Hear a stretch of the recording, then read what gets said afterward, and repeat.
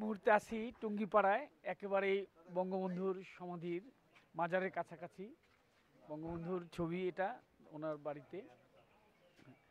তো এখানে আসছি, অত্যন্ত গর্ববোধ করছি যে যদি এখানটায় না আসতাম তাহলে হয়তো যদি আহ, মরে যেতাম তাহলে হয়তো একটা ব্যর্থতা থেকে যেত। জীবনে তো অনেক জায়গায় গিয়েছি, তো এখানে আসলাম যে আমার যে জাতির জনক, জাতির পিতা, যে বাংলাদেশ নামক রাষ্ট্রটি সৃষ্টি করেছেন, যে ওনার জন্য আজকে আমাদের বাংলাদেশের এই বাংলাদেশ নামক রাষ্ট্রটি আমরা পেয়েছি, বাংলা ভাষায় কথা বলতে পারতেছি, আমরা স্বাধীনতা পেয়েছি যেই ব্যক্তিটির জন্য।